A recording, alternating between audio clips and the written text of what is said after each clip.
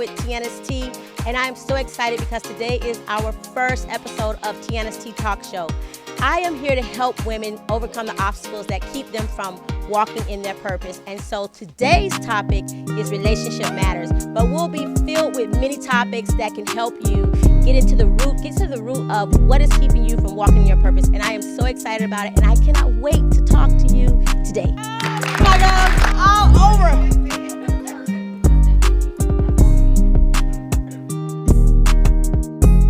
Yes.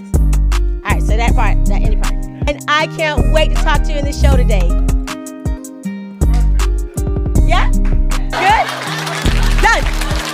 Oh.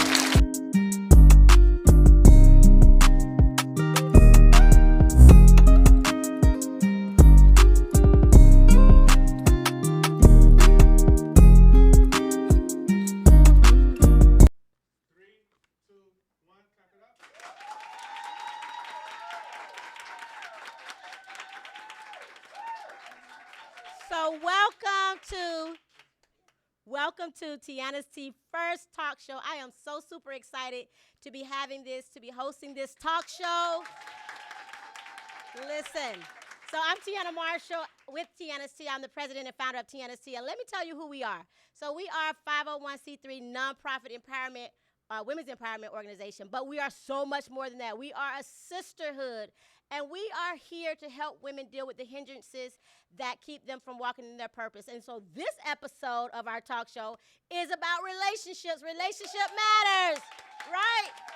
Because we know sometimes relationships are the things that get in the way and distract us and get us off focus, keep us from walking in our purpose. So I want to get some answers to some questions so that we can get over those obstacles and get to walking in our purpose. And I'm so super excited because our first guest is Apostle Mark T. Jones.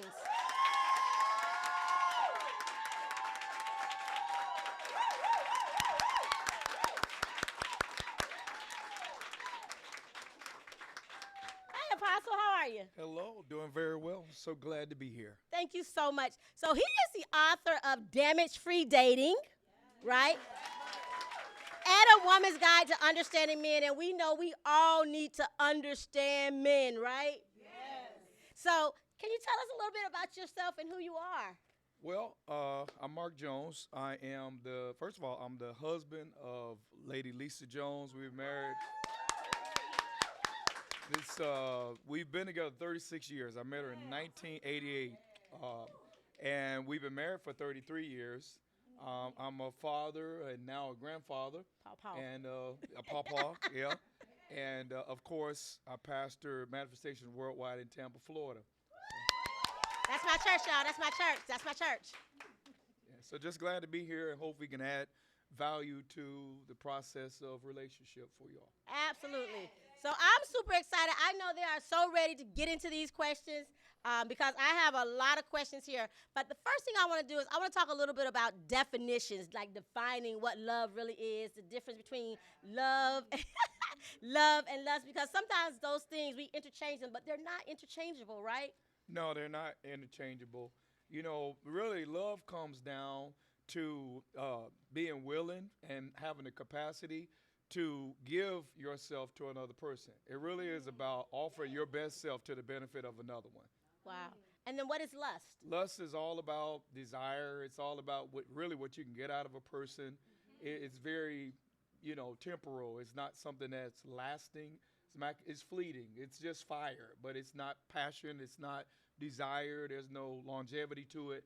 It's just now.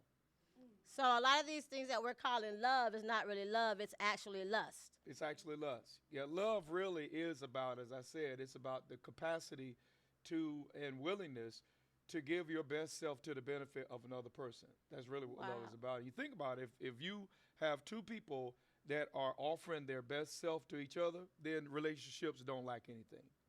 So is it true that people can fall in and out of love? Well, love it's not about falling in and out of love. Okay, first of all, all relationships of a romantic nature start with infatuation. Okay. Right, that's when all the juices and all right. The the fire's burning and the juices are flowing and all of that. But really, the decision to love, and especially covenant love, is far beyond that. Love is more of a choice that you keep making to offer yourself to that person. So it's not about how you feel; it's about what you chose. Wow. That's good. So love is really about choosing to give yourself to someone. And when you give yourself to someone, it's not about taking or what you get. It's unconditional. Right. Well, like for example, people say after a few years of marriage, I love my spouse, but I'm not in love. And I always say that you will feel love as long as you do love because your Oh, feelings wow. follow your That's choices. good. So I have to keep offering myself to my wife every season, every year. You know, we've been together since we were teenagers. Literally, she was just coming out of puberty, and now we're in menopause and andropause. So we have spent our teens, 20s, 30s, 40s, and 50s now together. So I just got to keep, and we have to keep doing love. Love is about the choice to keep offering yourself to another person.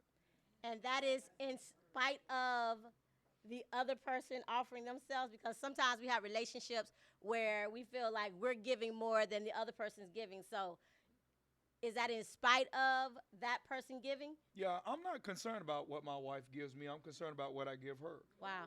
See, my wife is a chosen beneficiary of a divine relationship. Wow. So really, it's about I know what God expects of me. So my love for her is really between me and my God. She's the beneficiary of a divine relationship. Wow, that's good. So the beneficiary of a divine relationship. So that means that you have to have a divine relationship in order to give love that way Yep. unconditionally. That's the only way to give it authentically. That's the only way to give it with a covenant orientation. See, Wow. today people in a relationship based on convenience, and then That's they true. end relationships based on inconvenience. Oh, When wow. when I entered into marriage, I entered into a covenant relationship. Wow. So I chose that she would be the object of my love throughout the changing dynamics of our lives, through the seasons of our lives. She's the chosen beneficiary of my love. Wow. So that's good. The reason I say that is because I know we have questions here, but this is a question that I've been waiting to ask because this is something that I've noticed. So, if you have to have a divine relationship in order to understand how to give unconditional love, why is it that women in the church are going outside the church to find love? Well, because just because somebody's in the church Uh huh. doesn't necessarily mean, number one, that they really have a good sense of fellowship with God. Different between having a relationship with God, having fellowship with God. Because when you're in fellowship with God, you're more in tune and you're more discerning of what it is that's going on around you. So there's a lot of people in relationship with God that don't have fellowship with the Spirit, so they date without discernment. Wow. And when you date without discernment, then you date with your feelings. That's good. Explain discernment. That inner knowing, it's an intuitiveness about things, the ability to distinguish between good and bad, right and wrong. See, that's what discernment really is all about. Okay. So when you discern that this person has red flags, right? Because we oftentimes overlook those red flags. What are those red flags that we should not be overlooking in relationships? Yeah, number one, unequal yoking. Whoa. That's number one, because ultimately, if we're believers, we're expected to grow in our faith. We're going to be more devoted to Christ. We're going to be more committed to the things of God. We're going to be extra. And so if you connect with someone they're not on that frequency, and they're really not looking to be all in for God that way, that's the number one red flag, is that there's spiritually unequal yoking. Now, equal yoking is more than just spiritually equal yoking. For example, you may have someone that feels like, I feel like God called me to be a missionary to China, right? And so you got let's say you got a guy that feels like he's supposed to be a missionary to China, but the lady's a home girl. She's like, I'm not going to China, right? My name ain't Ming Ling. And so that's not equal yoking, because their trajectories and destinies and how they see living their lives are not on the same page. Oh, that's good. So they may be both believers, but that's not equal yoking, because their ideals about how they want to spend their life don't sync up. Got you. So where does yoking stop? So meaning that is that financially yoking? Is that educational yoking, or does it go into those lines? Like I have a PhD, and you have a high school diploma. Like where does equal yoking start? That has start? nothing to do with it. Okay. Because I make more money out of my gifts than people make out of their degrees. Oh, that's good. Woo. 2 snaps. So that's good. So then my next question becomes, so if equal yoking is one of the first red flags that we look for, then why is it that, and I find this more so with women, it could be because I talk to women more, but with women, we tend to think that we can pull them up to that equality. Like we may notice that red flag, and we may notice that they're not there spiritually or what have you, but maybe, we can pull them up to where we are. How dangerous is that? I don't believe that's wise. I honestly tell women that you should only, when you start interacting with a guy, you should only date and seriously consider marriage with someone who makes you want to be better. Because remember, if you're going to trust that God is leading us through him, he has to be somebody that at least got it together, have a sense of direction. They have to have standards that they live by. They got clear boundaries that you didn't give them. They got vision. So don't take on anybody as a project to see if you're able to pull them up. That's good, because we have a habit of let's build a man. There's this phenomenon, let's build a man, or so there's this phenomenon, let's build a man, and then there is build with a man, right? Is it possible that you can build with him? Like he may not be where you want him to be, but you feel like you can build with him. Certainly. I've bought a number of cars before I stopped working on cars, and I always bought them based on the engine. I bought them. It didn't matter how they look. I bought them based on, is it a solid engine? And if the engine is solid, then I could do the cosmetics. And so really you're able to ascertain from the abundance of the heart, the mouth speaks. So if you let a man talk enough, you'll know whether he's solid or hollow. You'll know very quickly. And when you got someone that has depth, that person you can build with. That's good. So what does a solid man look like? Well, number one, he has a real good sense of his own self. It's somebody that's just, they have a certain gravitas about them that I'm not intimidated by anyone else's success, or, maybe a woman comes in and she has a degree, or she has more, she's making a lot of money. He's not intimidated by anything like that because they have a good sense of their own self. They got standards that are non-negotiable. As I said earlier, they got a sense of direction. They're not looking for you to give them direction. They really are, people that have a character, integrity, really solid in their inner being. Oh, that's good. My goodness. So then a lot of times we get in relationships, and those relationships are unequally yoked because we did not use our discernment, right, to determine whether or not this was a solid guy. So now we're in the midst of this relationship. Question is, and I asked this question earlier, we were talking about this, when do you know to get out? Most times you almost know immediately to get out. It's just people wait around to see if some of my finer qualities are going to rub off on them. They wait around to see if I could be nice enough to change a fool. Sadly, people, they, as we talk about in the book, they bring sexuality into the equation. And once you get a soul tie, your discernment goes right out the window. Once you start receiving goods and services, then it doesn't matter that they're failing along all the other lines. Doesn't matter. See, until it matters. That's good. Until it matters. It doesn't matter until it matters.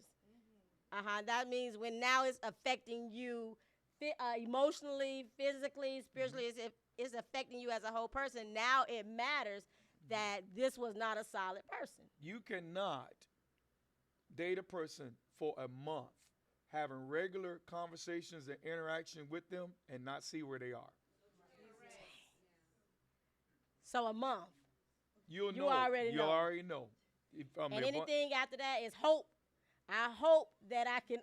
Right. I hope that I can rub off on them and make them better. That Franken man trying to put something together. Oh my goodness. Lord, we're in trouble, ladies. We're in trouble. So, okay, so now once we're in this relationship, and well, no, I have another question. All right. There's a difference. Is there a difference between relationship when you're dating versus relationship when you're married? Because when you're dating, you still have options. You can opt out. What about married? Once you've already married the person. Well, when you're dating, you can opt out of the relationship. Right. You can still get out. But when you're married and you've made a covenant commitment, is it as easy? Like, okay, well, yeah, my discernment was behind, so yeah. Oh, I get you. Yeah, no, if your discernment kicks on after you're married, too bad. You, you're married. You're entering into a covenant relationship before God, and according to Corinthians, you marry somebody and they're an unbeliever, and the Bible's like, too bad, deal with it. Now you got to learn how to live with what you chose. Now again, the problem with a lot of people, they date like they're married. Oh. They make they make decisions, and then, oh, I got to check with my boo. That ain't your husband. No, you don't need to check with your boo. And you don't need to call every day. And you don't have to answer your phone every time it rings. Matter of fact, I recommend that you ignore them to see how they respond to you ignoring them. That's good. So what we're doing is we're giving wife privileges to a boyfriend. Absolutely. Absolutely. And- And wife accountability to a boyfriend. You do not have to be accountable to a boyfriend the way you are accountable to a husband. Not at all. Wow. So that dating pool is going. Woo, woo, woo, woo. So to the woman who feels like she's in a relationship with someone. Wait, I have two questions. I'm going to hold off on that question. Let me go back. So at what time in a marriage is it okay to opt out? At what time do you opt out? There are certain situations that do occur in marriage because I don't want women to feel stuck in situations and relationships because they're married and they're being misused, abused, that type of situation. I always tell people marriage is between two people that want to be married. Mm-hmm. Simple as that. Mm-hmm. So, from a biblical standpoint, there seems to be three directives in which a person can say that's it. Mm-hmm. Number one, we already know adultery. Right. If a person decides they want someone other than you sexually, you don't have to stay in that relationship. The Bible says a believer is not bound under such circumstances. Mm-hmm. So you don't have to stay in that relationship. If a person decides they want somebody else, let them have them. Simple as that. Secondly, in cases of abandonment, Bible says if the unbeliever depart, let him depart. A believer is not bound under such circumstances. Mm-hmm. Well, what bound you to the marriage or what bound you to the person is the marriage. Mm-hmm. So if a person abandons you, you don't have to stay in that relationship. Okay?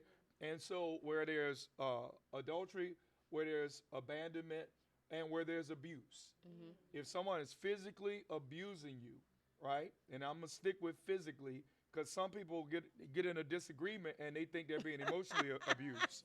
All because somebody don't agree with everything they say, they think they're being emotionally abused. So I'm going to stick with the extreme, which is physical abuse. Mm-hmm. You're not bound to remain in a relationship where someone's beating you. So abuse, adultery, and abandonment are kill switches potentially to end a relationship. I can understand that. I've been there. Do you have a question? What does abandonment look like? What does that look like? Like abandonment. What do you mean about? You in Florida and he in California. I mean, he's choosing no longer to live under the same roof with you. That's abandonment. He's not, a husband is supposed to provide for his wife and his family. So if he's choosing, I'm not going to be there, I'm not going to carry out my marital duty, I don't want that union, you're not bound under those circumstances. That is abandonment. Okay, what if they're in Wesley Chapel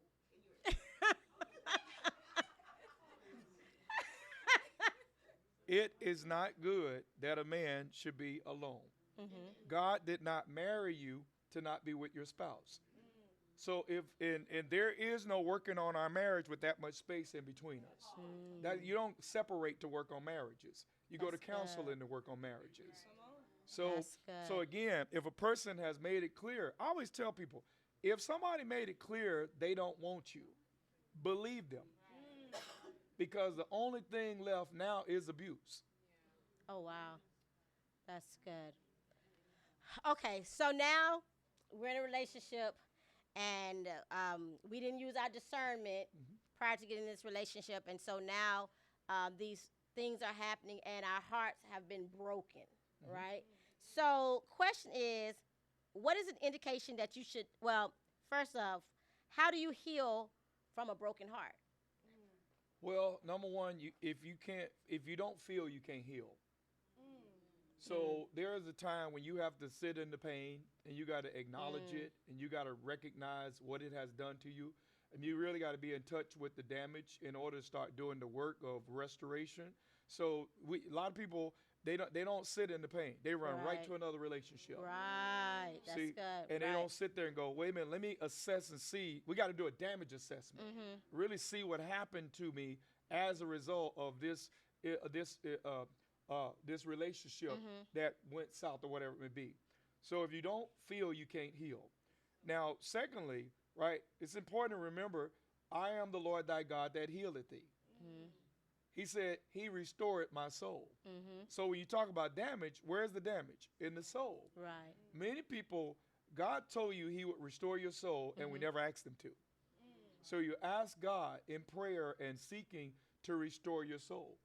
Now, the third thing is this, right? People say I'm working on myself, right? And I ask, with what? So you have to bring tools that are meant for emotional restoration and renewal. You got to bring tools in the form of books and, and counseling and mentorship, therapy. You got to actually bring the tools to the table so that you can recover yourself from the things that have transpired in these past relationships. That's If you good. don't heal and if you don't recover yourself, then whatever you do, if you continue to date that way, if you date in impairment, you will fall into ensnarement. Oh, if you date in impairment, you will fall into ensnarement. That's You're good. vulnerable. If That's you're good. bleeding, only predators go for blood. That's very true.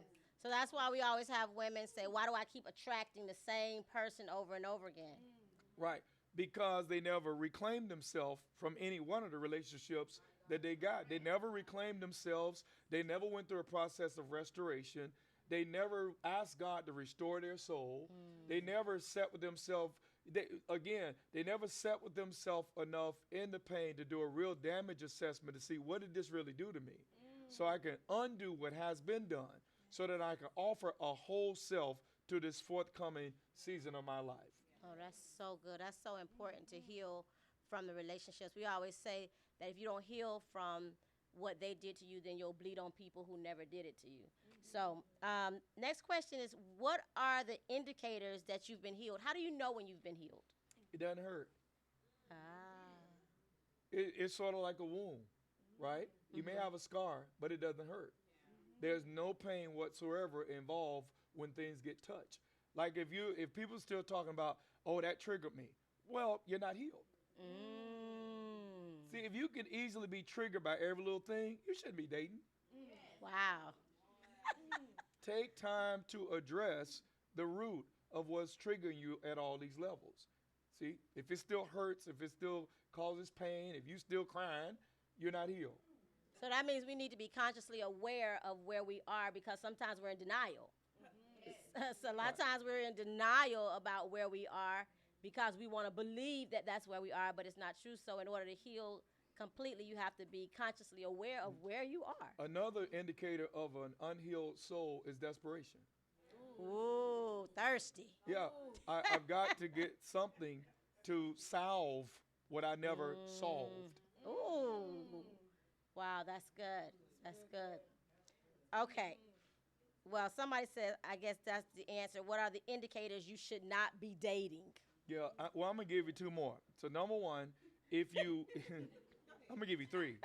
Give us Number three. one, if if you don't have a great relationship with yourself, don't try to create one with other people. Oh, Lord have mercy. It won't work. If you stand in the mirror talking about how ugly you are, other people don't stand a chance with you. Wow. So you got to love yourself. Number one, you got to make sure that you fully love and appreciate who you are, where you are, on the way to where you're going. Wow. Right? So that's number one. Secondly, if you don't have a good sense of your identity, who am I? Okay? Who am I?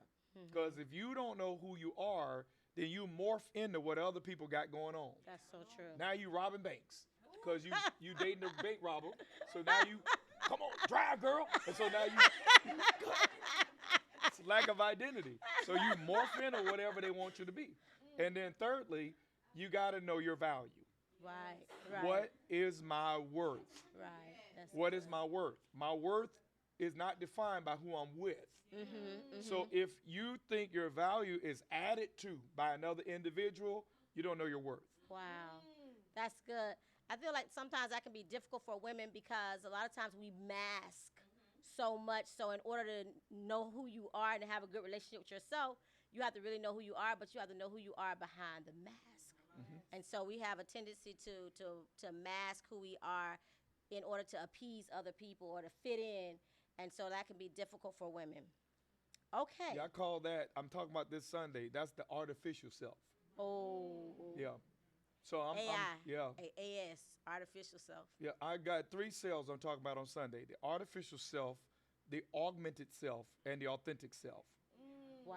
And the artificial self is the one man made. It is me being what men want me to be, and it never was me. I'm talking about that Sunday, as a matter of fact. Yeah, I'll be there Sunday, CFM, 3102 East Lake. Okay, what's the hardest part about sustaining a relationship or marriage? Dying to yourself. Simple as that. The only way, the only way you can stay in a covenant relationship. See, I love my wife, but I am in love with my wife. I love my wife deeply from the heart, right? For one reason, God is love.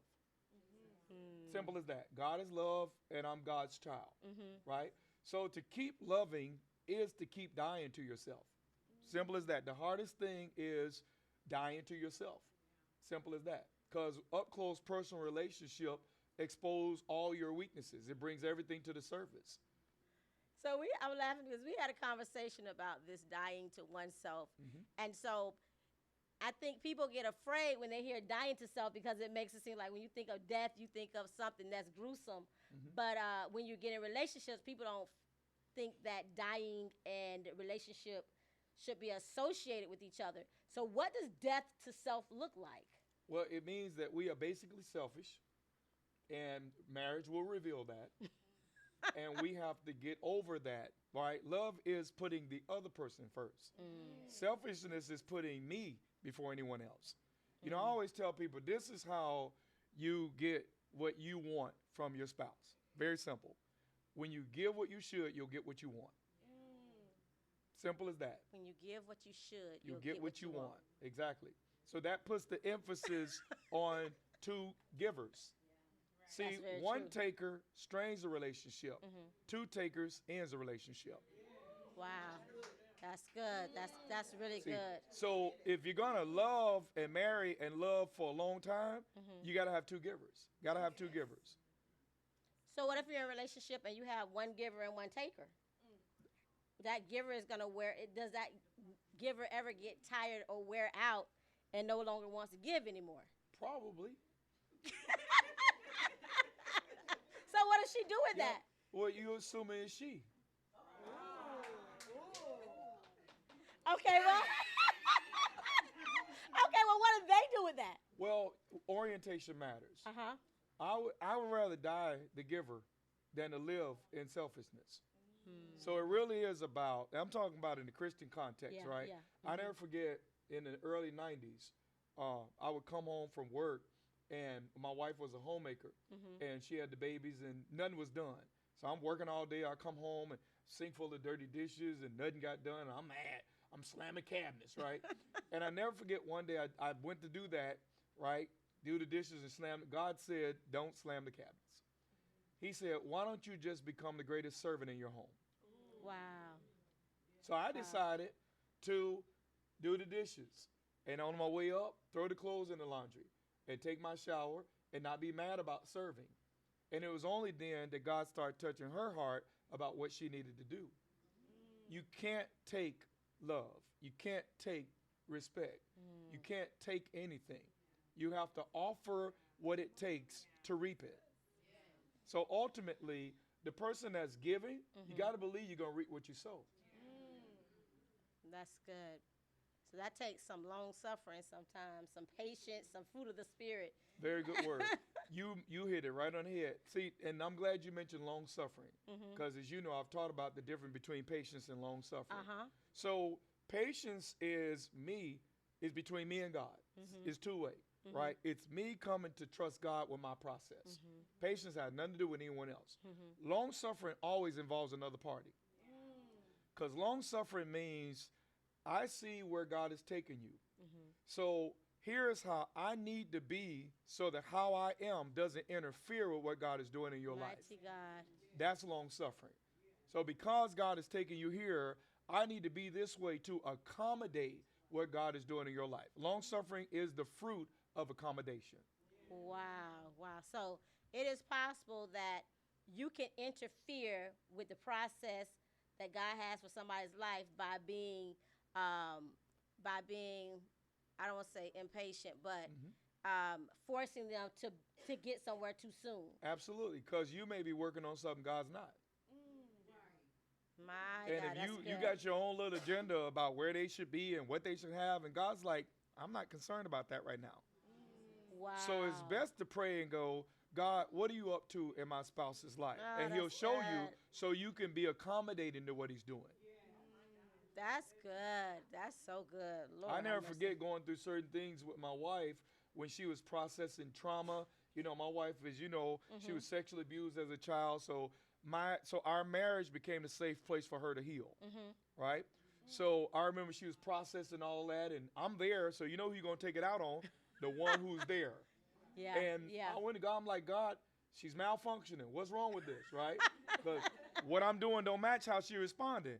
And God began to show me, it's not you, it's this, it's that. So then I would come to her and say, listen, this is what God said. God told me this. That's what I've been trying to tell you. Right? So, like, no, you've been arguing. Right? But realistically, I went to God. God showed me what it was, and now I can be accommodating to what he's doing and make sure I'm not more of what injured her. That's good. So that takes a type of unselfishness to really, really desire to know what is going on with your spouse so that you can become their intercessor through their process. Especially when it involves sexual trauma. My wife was molested from 4 years old to 15. I met her at 16. So for most of her childhood, she was in an abusive type dynamic, being molested, and it was part of the family history and part of the family norm. So understanding her childhood and understanding what God was working on in certain segments of our life was vital for me to aid in her deliverance. Give an example. So any woman, a lot of times, my wife, I don't know any woman, but my wife, I remember when she was really processing the whole sexual trauma, right? Well, she got in this thing, oh, well, sex is gross. And I'm like, no, it ain't. And she's like, no. I'm like, no what? No, not at all, right? And I go to God, and he's like, leave her alone. It's like, leave her alone. She'll come to you when she's ready. And I came to understand this is what it was all about. When you have had your body taken from you in the middle of the night by your grandfather, when you wake up to find people on top of you, right? And sex is always, the connotation is always something taken from you. Well, in order to freely offer it to the person you should, your spouse, you got to first recover it.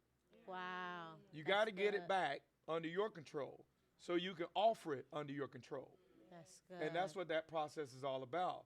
Well, a lot of time what men do, I'm a man, you know, a man got to have what a man got to have. Oh, right, this ain't fair and it ain't right. Stupid. Just non-discerning, won't ask God what's going on. Knee-jerk reaction is to put out the chest and go, well, you don't do it, somebody will. You know, all this other kind of stuff, and not really understand what God is up to. So you can't be long suffering. You can't be accommodating to what God is working on. So for us, that's what happened. I had intel. So now I just became a worshiper. Like, she don't want me, God always does. That's good. That's good. Ooh, that's good. Oh, okay. So when you were talking earlier, you're talking a little bit about communication, like because we communicate in different ways, right? But the question is, how do you talk to someone who doesn't want to talk? How do you communicate? How do you communicate with a non-communicator? Well, Especially when communication is an important part of a relationship. yep. Well, I guarantee you, in most cases, if a person is dealing with someone who don't want to talk, and we're talking a spouse, they're dealing with a spouse that don't want to talk, right? First, you got to step back and look at, does he talk to anybody? Okay. You just got to, it's anthropology. Study the creature in their own environment, right? So who does he talk to? Oh, his sister. Well, how does she talk to him? Listen to the conversation, right? All you got to do is listen to the conversation. If he talks to anyone but don't talk to you, then it's something about you that makes you not be the one he wants to talk to. Wait. Yes. Wait. My hand is raised. Wait. Hold on. Don't protest. Don't protest yet. I'll see you next week in the office with your husband. All right. Wait. If you're asking, I'm going to tell you, there's a very good reason this guy talks to certain people, but don't talk to the person he should. And a lot of times it comes down to how they talk to him. Okay. Okay, I got questions. All right, I'm going to give an example. I got I'm going to give an questions, example. Apostle. Okay? I'm going to give you 2 words, right? There are 2 ways to approach someone, right? And let's pretend someone's approaching you. I'm going to approach you, and I'm going to make it clear I resent you as I approach you. Okay. How you going to respond? Now, I'm making it clear I resent you. I'm going to respond like, why are you talking to me? Exactly. See your attitude? Why are you talking to her? Now, I'm going to approach you, and oh my God, you are someone I really respect. I see you all on the Tiana's tea, and what a blessing you are. And oh my God, I got so much encouragement out of that last conference. Now, how you going to engage? Oh, that's so yeah. You see how a smile. See right there, it was lighter. It was lighter. Right. Okay, but all right. So I have another question about this because, okay, what if the other person, what if the conversations they have with other people are just not deep conversations? What if they're just conversations that they're like fluffy conversations, like oh, you're so great, oh, you're so smart, but at home your spouse is like, oh, you're so mean. So what about that? Well, it starts there. You always get more of what you celebrate. I'm going to go back to what I just said a moment ago. When I asked you if you knew I resented you and now I want to talk to you, it showed all up on your face. Your whole body language changed. And it ain't even true, and your body language changed. But when I start, oh my God, you're right, I start showing respect for you, your body language changed. Sure. See, you didn't see you, I saw you, right? So you don't see you. You don't see you. All okay, you know, I got questions. all you know is what you want. We got to deal with something, but you don't see you, and you don't know the effect of you on someone else. And a lot of times, what happens? The longer you're married, the less you care about how you're affecting them. See, and that. Right. Right, friend. And that starts the demise of relationship. The moment you no longer care about how the way you are is affecting someone else, that starts the demise of relationship. So what if you didn't start out like that? Like, what if you started out like, loving, caring, very affectionate? What if you started out that way, but the spouse in their behaviors kept etching away till now you're no longer like that. And so now they blame you for being what they created. So They changed you. I know that's not good. I know that's not. You're not supposed to let people change you, but For as many as are led by the Spirit pick up of these cards God, they again. are the sons of God. I got some more questions. We are supposed to be being changed into the image and likeness of Christ. You're right. So the only one supposed to be changing us is the Holy Spirit. Oh gosh, that's so true. See, That's understand very this. true. This is what I am. My wife does not get to alter this. This is between me and God. Orientation matters. Okay? Or this is between the person I should be is between me and God. My wife is the beneficiary that was chosen humanly. She is the human beneficiary of a divine relationship. I just said to you earlier, That's so beautiful. I don't care what she does. I care what I do. Does that make sense? Yes, that's very beautiful. Y'all already know this gonna be a meeting. This gonna be a meeting in my office. She gonna drag her husband in my office next week. This is so beautiful. Okay. Oh. How do you handle? Oh, I'm skipping this question because this is another question. Is it bad to give your partner the silent treatment after an argument? Is it working for you? You know, I'm gonna tell you, my wife is an extrovert, as you know. Yes, yes. I that's my am an girl. introvert, right? I Yes. love silence.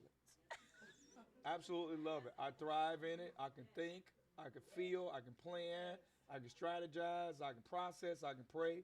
So my wife used to try the silent treatment on me, right? It's And I much look at her and go, now you know that's hurting you more than it's hurting me. Like, why don't you just say whatever you got to say? So it doesn't work. It doesn't work. And realistically, if we're giving someone a silent treatment, right?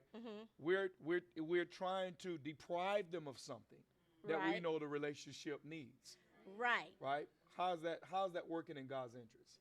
That's very true. You hear that, men? I'm sorry. Wait, because no, that's serious. Because a lot of times we talk about women who deprive their husbands Right. from sexual relationships, you know, when they're upset. But men deprive women of conversation when they know we need to talk. They know that we need conversation. So y'all are just as wrong. That's true. You had to get that in, didn't you? She had to balance this out. You heard that right, Ron? I wasn't talking about you, honey. Whoa. Well, as a general rule, we should never willingly deprive the relationship of what it needs to thrive. That's right. As a general rule. That's right, because you're supposed to be a giver.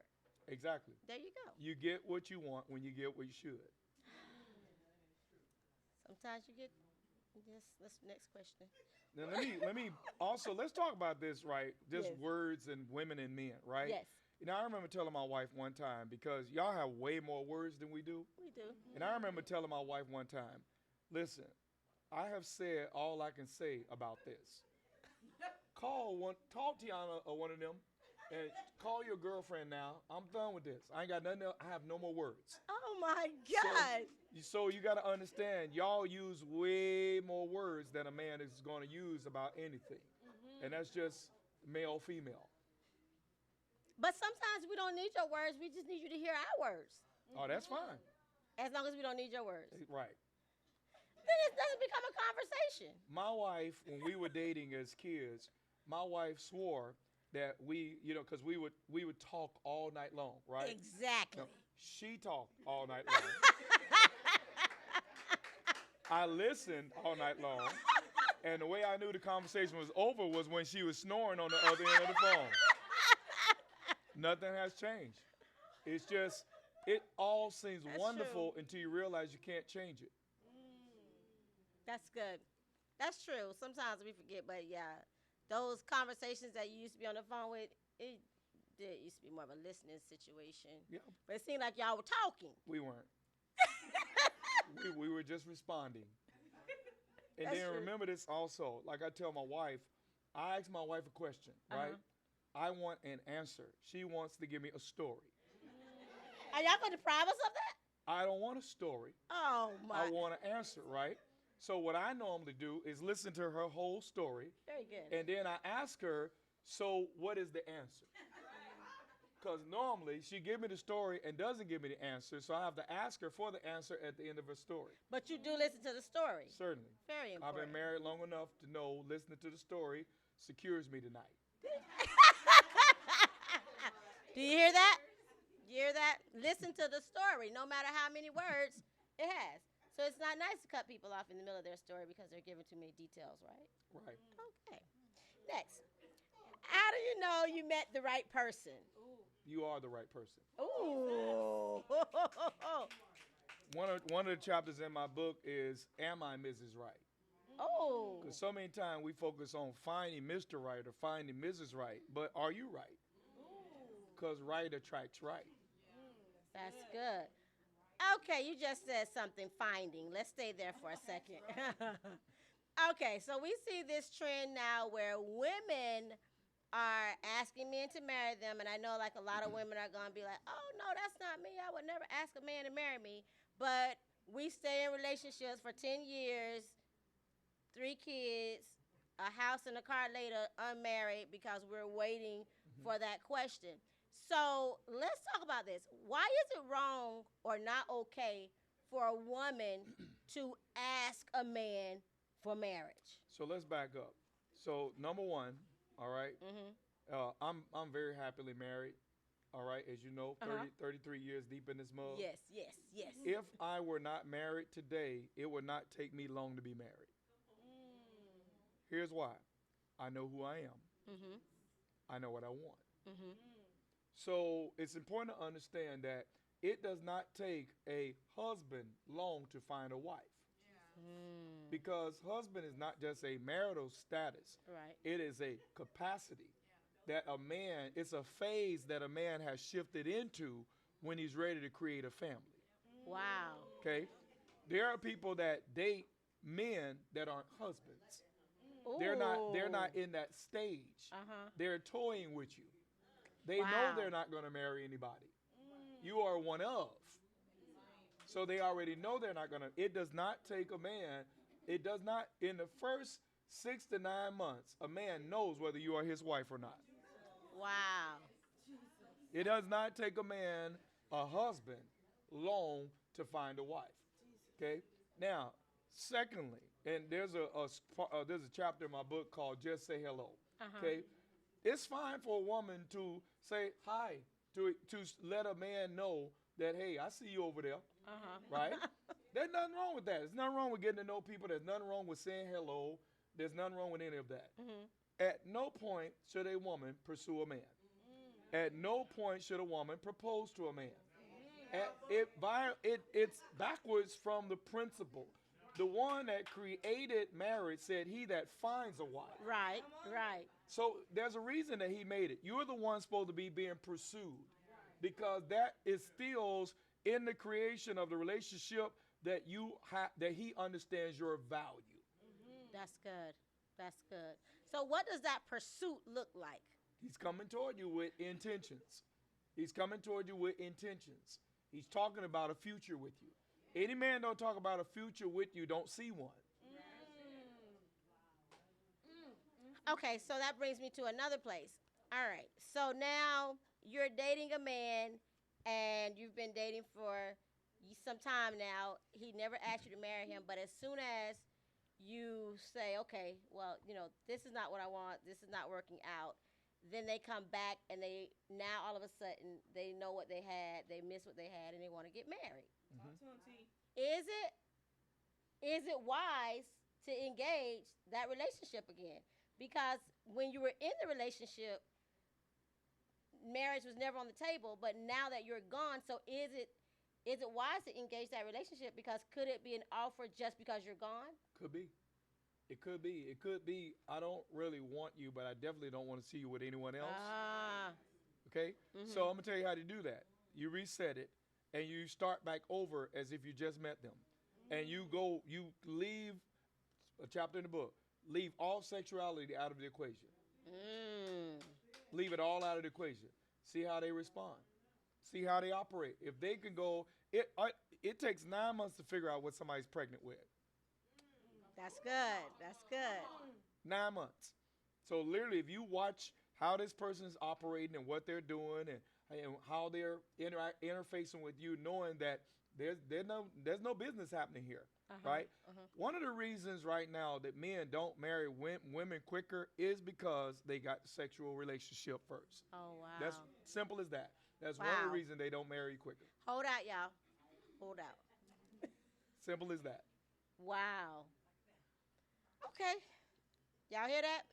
And there's a chapter of the book where I talk about just leave sexuality out of the conversation. Don't even talk about it. Right? Why? Because this is not the space or stage to even be discussing it. So we're going to leave it completely out of the conversation and quit announcing you're celibate. Quit announcing that. That's good. That's good.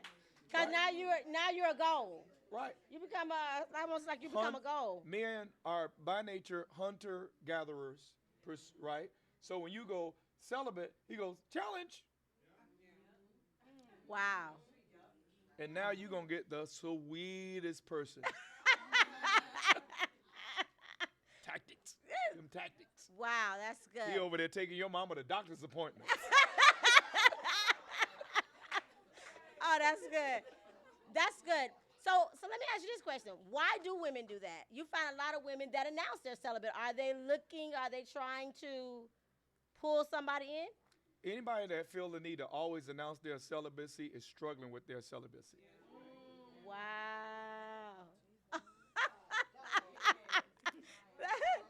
That's good. That's good. And when he hear you say, now I'm celibate now, he's like, she's almost there.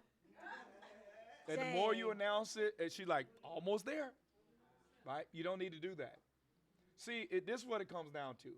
My sexuality is committed to God until I have a spouse. Period. Simple as that. Right? So this whole space of getting to know people, sexuality is not a part of the equation. It ain't gonna ever happen. Because my sexuality is in God's hands until God gives me a spouse and then hands it over to them. Okay, that's called a conviction. Let's go there. All right. Because I have some questions on here. Well, here we go. Is sex important in the relationship? Okay, you just talked about that, right? Okay, so then you have women and men, because I know I've heard you talk about it before, but you have people that feel like they need to test drive the car before they buy the car, with the fear that if they get the car home and now they bought the car, they're not going to be able to return the car. Talk about that. What is the problem with that comparison of a sexual relationship prior to marriage? Well, and how do you deal with that? The number one problem is what you just said, the comparison, right? Because if you got a person that already started this pattern, and now they're measuring the value of a relationship based off the sexuality, which is just one component of the relationship. Right. That tells you that they're not really free from this pattern that they've already been keeping. Right? You ain't doing it right. This is all you're supposed to have ever known. Right? Right? Think about it. I mean, if we enter relationship the way God said, this is supposed to be the only thing you've ever known. So That's you get true. what I'm saying? It's just for believers. It's not something believers should do. So what if you have already done it? So how do you push reset once you get married, because you already have this past relationship? So how do you reset that? Just the same way we talked about that emotional recovery, people need to go through sexual recovery. There needs to be renunciation for all these situationships. There needs to be repentance from that pattern of doing relationship. He restored my soul. The soul has to be restored in order to bring the sexual appetites back under control. As simple as that. And so there's a restorative process and commitment of one's purity to God. Lord, God, I'm remaining by your strength until you give me a spouse. So there has to be a recommitment of oneself to the Lord in that way. That's good. So let's talk about this. Now, when you enter into a sexual relationship, we know about soul ties. Many people don't know what soul ties. What are soul ties? Well, the Bible says when we have sexual intercourse with other people, essentially marriage is a form. Illegal, illegitimate spirit marriages are formed. So really, from a scientific standpoint, and some of you may have heard this, when a man goes into a woman, his DNA stays with her for a certain period of time. It's there. So think about that. Everybody you ever been with, still there for a certain period of time. There's a transfer spiritually that transpires. Pieces of you go into him, pieces of him goes into her. So there is an intertwining of these two souls that take place. And with that intertwining, I've seen where people have picked up psychological issues from former partners. Wow. I've seen people that end up being oppressed because they were interactive with warlocks and interactive with witches, and now the spiritual realm of their life is going haywire because it was a real spiritual entanglement that happened. It was a real transfer that happened. See that? Wow. So soul ties really do ties. Then they really do cause binding and bondages taking place as a result of that encounter. Wow. So we can see how relationships can interfere and hinder us from fully receiving who we are, understanding who we are in Christ, and walking out our purpose. We're getting ready to go to intermission. We're going to take a break, and we will be right back with questions and answers from the audience and from Apostle.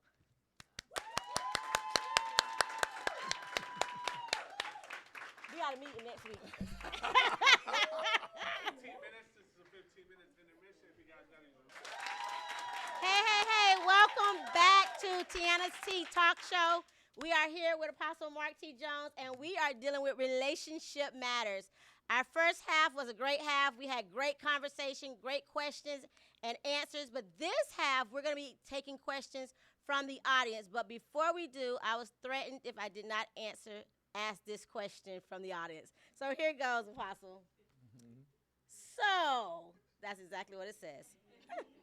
I know we are not supposed to date or marry anyone unequally yoked, but these new age men are sassy, and I don't like that. So what am I supposed to do? I'm not sure. I believe sassy, when they say sassy, they mean a demeanor, a more of Feminine. Yeah. yes. Well, first of all, you should take it as a challenge to broaden your relational orbit. You know, that question is loaded with the assumption that Elijah had. Elijah thought he was the only real prophet. And God said, I got 7,000 that haven't bowed the knee to Baal. Wow. So really, to think that all men are defined by the men you know means that you haven't grown your relational capacity outside of the group that you're a part of. There is not a chance the moon's going to bump into Jupiter because of its orbit.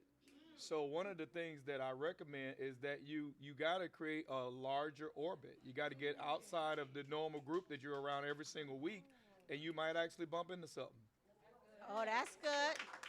Okay. Asked and answered. Okay. All right, so let's take some audience questions. Who wants to ask a question? Come on up, Simone.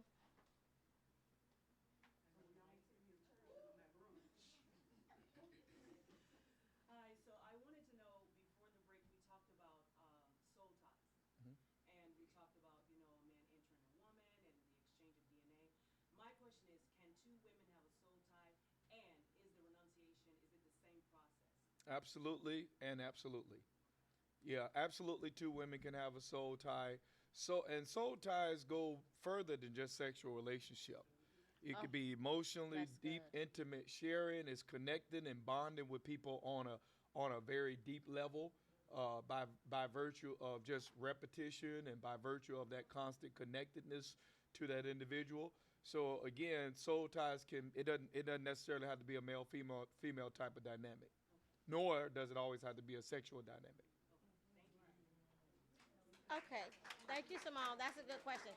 Which brings me to this question. Okay, so I'm always listening to different things out here. And so now we have these work husbands and work wives. How dangerous is that? That's crazy. That's absolutely, well, number one, you, again, just like you don't give husband benefits to a boyfriend, you know, because you just don't. You don't cross those lines. That's a reflection of boundaries. When you look at work bays and all that, those are boundaries being crossed. Wow. You do not give emotion that belongs to your spouse to another person. That emotion belongs to your covenant relationship. It doesn't belong, like flirting, like people that flirt with other people. No, that emotion belongs to your spouse. Okay, that pursuit. I'm supposed to lust after my wife because that lust can be met within our covenant. But we're not supposed to be giving that energy to other people. So this work bay and all that other kind of stuff, it clearly it's a foul on the play. It's an error, you know, and it's an encroachment upon a boundary. A marriage covenant has clearly defined boundaries to it, and that is an encroachment on that boundary. That's good. So next question, I have a question. Anybody, next person step up to the mic. While you're doing that, I'm going to ask this question. And that is, should men have conversations or relationships with women that their spouse are not involved in, and vice versa, even if it's a simple relationship, like it hasn't crossed the line, but should that be? Now, what do you mean? I mean, men have conversations with women all the time, like in a workplace dynamic or whatever. So what I mean is like a let me say like a mentor type of relationship with the opposite sex that your spouse is not involved Privy in, that privy to. There's nothing inherently wrong about that. For example, most of the people in here, not being, you know, funny about this, but I guarantee you that your gynecologist is probably a man.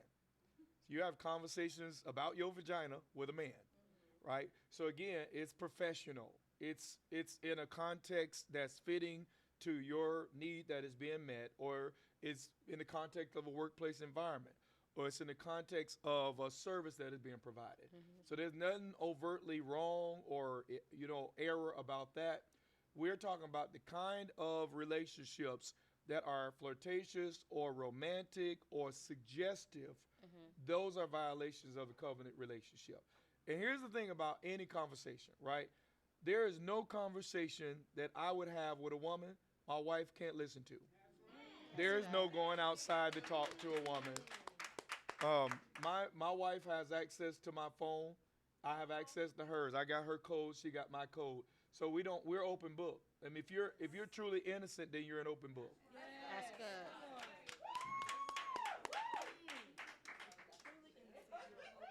Question? Sure, go ahead. First question. So, Apostle, my first question is, when you had your description of abandonment in a marriage, would that include like a husband that's still living in the home, but they're not, they're constantly gone out of the home and they're not maintaining their husbandly duties? No, that's a counseling need. So that kind of dynamic, there needs to be a sit down. Bible said in the multitude of counsel there is safety, so that a third party can help to reiterate the need for there to be more connectedness and togetherness and so on and so forth. That wouldn't necessarily be abandonment. That's more about a person not having their priorities in order. Question number 2. Okay. So, this is a little bit more personal. So, like, I'm 37 years old with a whole 13-year-old child from my first marriage, or my only marriage, and I check up 2 out of those 3 boxes that you mentioned. So I'm good there. But I have a very youthful look, and I have a bubbly, youthful personality. So I'm often confused with someone a lot younger. So I often attract a lot of younger men. So my question is, how young is too young, and what's an appropriate age gap if there is an age gap? It's not really about how, you know, you don't want to be with an 18-year-old. I mean, but it really isn't about how young is too young. It really comes down to what is the depth, the capacity, you know, the integrity, the character. There are some people that are, you know, 25 but more mature than a 45-year-old. That's true. I married my wife at 21. I was very married at 21. So my wife was 19.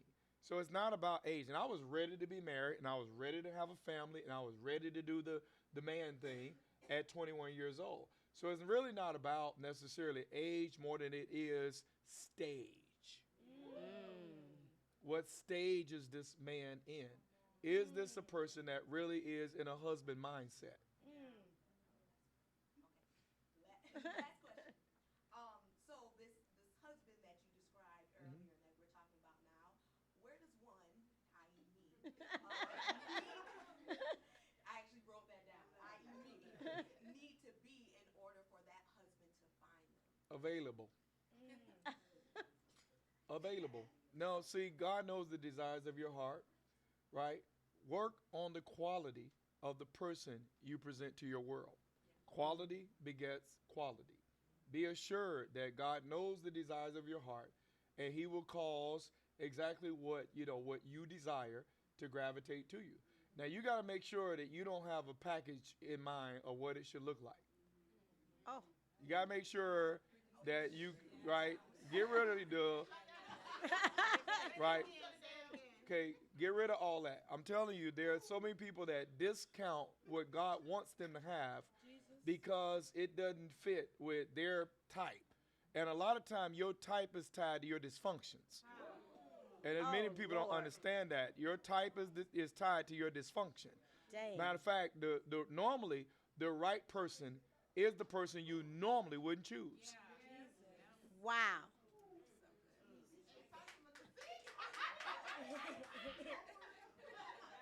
Okay, that's No, good. a lot of times this typology is tied to dysfunction, it's tied to lust, it's tied to fantasy, it's not tied to reality.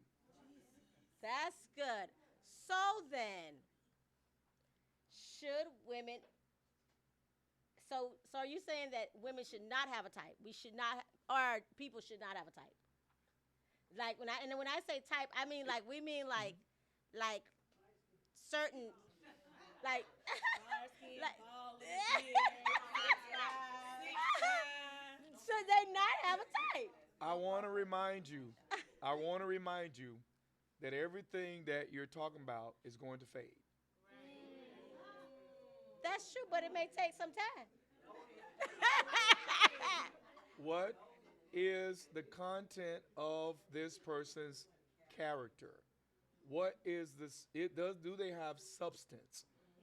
You don't want a mannequin. You don't. You don't want 6 foot tall, cut chiseled, dark skin, light skin, what? And completely hollow inside. Hollow. See, so we need to get out of thinking that that this whole ideology about type is not sustainable. It's not going to last. If that's how we make relationships, we're making shallow relationships. We're not making relationships of substance. We want substance in relationship. That's true.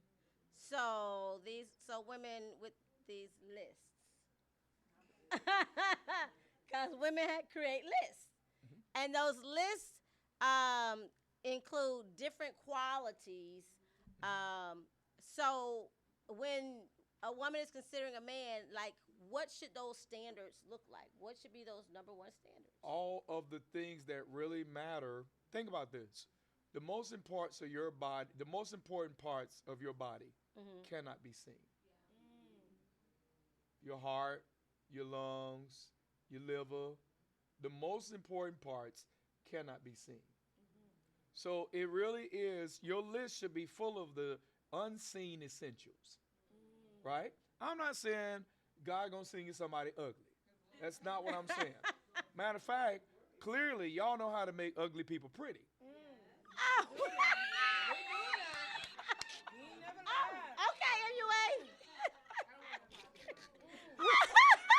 But I'm not saying God gonna send you somebody ugly. I'm just saying make sure, God knows the desires of your heart, but make sure that your list is really about substance and not about appearance, not about form, but about function. Nobody wants a pretty sissy. Didn't Tasha just tell us that? Nobody wants a pretty boy who lays at home on the couch because he has no sense of responsibility to take care of you as a woman. True. Nobody wants a man that you got to lead in crisis. My God, that's so true. That's good. Next question. Step up.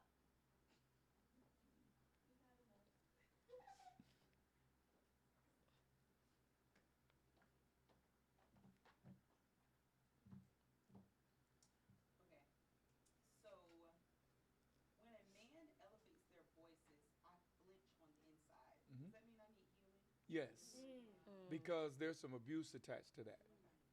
And so you got to go back and really deal with what happened because you're still triggered by it. You see? And whenever you flinch, right, and want to get away from it or fight. Fight, fight, flight, freeze are trauma responses to adversity. So that's how you know there's trauma that's unresolved. So you really got to deal with that because if you're going to present yourself to the dating world, you want to present the wholest person possible, so that you're not miss signals going on because of how somebody behaves.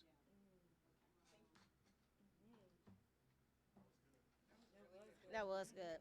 Okay, I have a question, and this question is from a male perspective. What is a biblical idea of a woman? Number one, a nurturer. That's number one. I mean, number one is if you look at a woman and she's not real good about taking care of her kids if she has kids, or just not kind, you know? Because Yeah. I'm gonna tell you right now, men prefer kind over cute in a wife. Kind over cute any day of the week, right? No man likes an abrasive woman, right? No man likes a masculine woman. Whoa. Right? Get that bass out your chest. Put your chest down. Right? Get that bass out your voice. Masculinity is unattractive, very unattractive in a woman. Okay? And I hope that answers the Yeah, question. Okay. that answered the question. That answered the question. Yeah.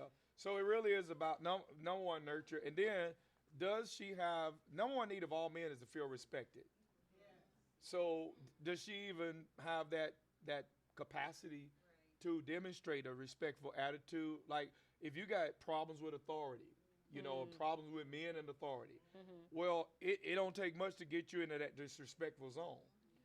All right. And if a woman acts disrespectful, more than likely the man is going to act in a way that doesn't secure her.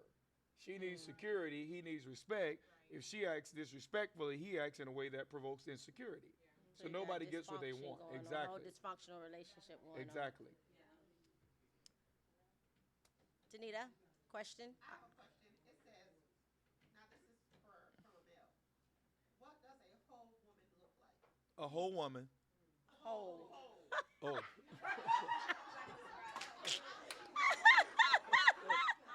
Like, man, who you dating?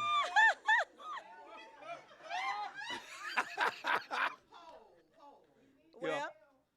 You know, it starts with a hearty appreciation of themselves. You know, I said from the beginning, if you don't love you, and that's where it really starts with self-love. If you don't love you, nobody else really stands a chance. Bible says, love your neighbor as you love yourself. The Right. given is that you love Right. yourself. right. So a whole woman is a woman that demonstrates self-love in the way she treats herself. Okay? Now, also, wholeness speaks to the fact that a person has done the work to mature. And they're no longer, you know, we talked recently about the homecoming queen. They're not contending with girls Yeah. over who the cutest and all this. They're just not in that space because they've come to embrace where they are and who they are, and they embrace their femininity, and they embrace, you know, just where they are in life. Okay. Again, it goes back to also content. What is this up from the abundance of the heart? What The mouth speaks. What is their conversation about? Wholeness is gonna ooze from the conversations they're willing to have. You see? So if they're still speaking from a broken paradigm, they're speaking from unresolved issues, and they, you know, still regurgitating things that happened in the past, right? That person's not whole. That person's not whole. That's good. Another question.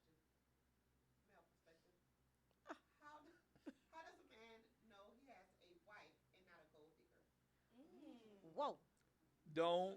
Don't come out of the chute buying everything. Don't come out of the chute. You know, like we talked about, the woman should quit announcing celibacy, and just that's not a conversation we're gonna have. So don't come out the chute being all flashy and being overt. And if she won't go to Applebee's with you,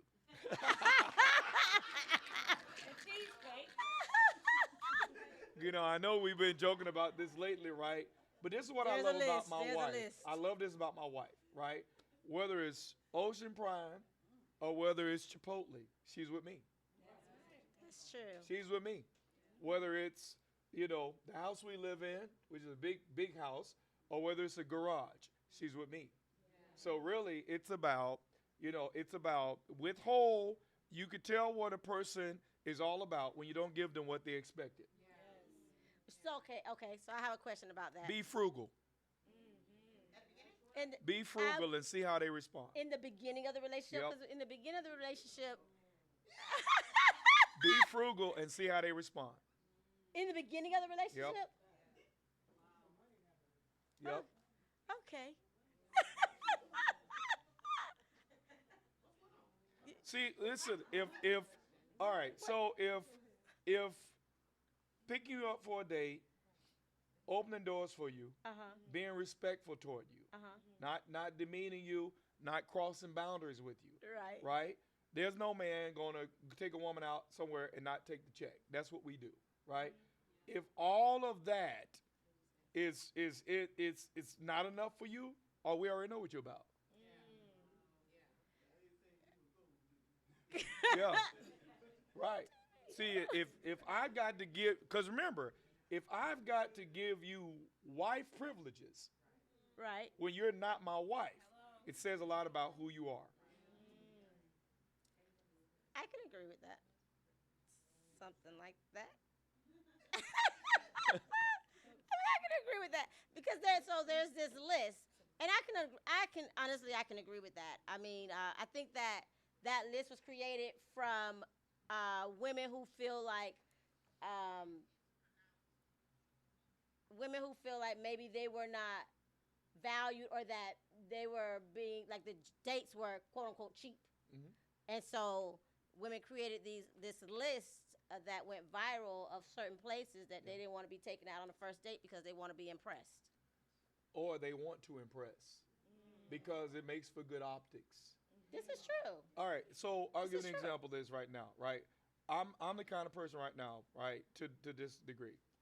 I will not go in a store. I'll go in a store and I'll buy my wife a $1,900 purse, right?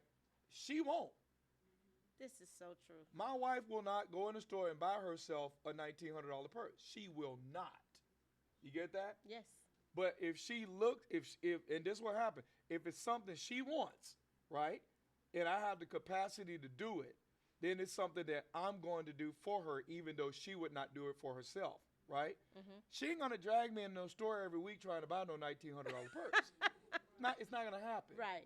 So you get what I'm saying, that a lot of this stuff that people are doing in these dating phases, it's for optics. It's for optics. And realistically, okay, you want this guy to wine and dine and roast and toast, right? But what are we building? After we true. finish with this, $300-400 dinner, right? Did we build an estate? Did we prepare to leave inheritances to our children? How are you going to be taken care of if I leave here today? Did we make sure your welfare is taken care of beyond my lifetime if I go first? The things that really matter are the things that invest in the quality of the relationship and the continuity of the family estate. That's true. Hi, Bianca. So my question is, how do you respond to your spouse's insecurities? For instance, y'all go out and he always think you're looking at another man, or he feel like you talking to somebody else, and it aggravates you. Yep. You try to avoid that, but Yeah. Well, number one, if you realize that your spouse deals with a lot of insecurities, right? Let's call it what it is. It is the spirit of fear. So we wrestle not against what? Flesh and blood. You got to deal with the principality. So you want to make sure that you're putting this condition before God. It's very hard to be offended with someone you're praying for. So if you start getting offended with your spouse, you ain't praying. So you got to pray because you see that this is an impairment within them. It's not your problem. It's your prayer. Now, the second thing is to realize that fear is a principality. It is a spirit. So not only do you pray to God, but you confront the principality through the authority that God has given you as a believer. You come against the spirit of fear. You bind it. You loose love into your home so that you begin setting the tone of what it is that you want to see in your home. Thirdly, dwell with them according to knowledge, right? Dwell with them according to knowledge. Y'all slick. Y'all watch men just like men watch women. Y'all just act like you don't. So you got to make sure, hello, you already know you do. So you got to make sure that you're not doing anything that would cause them to, trigger anything that triggers them. Like a lot of times, you ought to be more like a pop. Don't ever do that. Don't ever tell a man he should be more like another man. That is the most demeaning thing that a wife could ever do. Even if it's true, don't ever say it. Okay? Because no man like feeling he's compared to another man.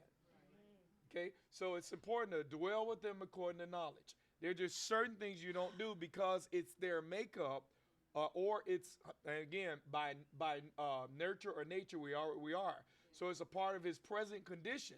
So you got to dwell with him according to knowledge. Make sense? All right. Okay, I have a question about that. Okay, so sometimes for women that can feel like bondage. It can feel like I'm placating your insecurities. So I have to be a certain way. I have to hold my head down. I can't look at this. I can't do this. Certain things. And if that person is not working on themselves and their own insecurities, then it becomes like almost like a taskmaster. So now you're tied into their fears and insecurities, trying to make sure that they don't feel that way. How do you deal with that? I'm not responsible for another person's feelings. I'm responsible for my behavior. Okay? Now, this is pretty simple, right? We make a lot of assumptions that aren't true. That's true. So we assume, I'm working on this, you ain't working on nothing. But you don't know that. So remember, there's a God in the equation. So we have to trust, Lord, all I can work on is what I need to work on so that I can present the person I'm supposed to present to my marriage.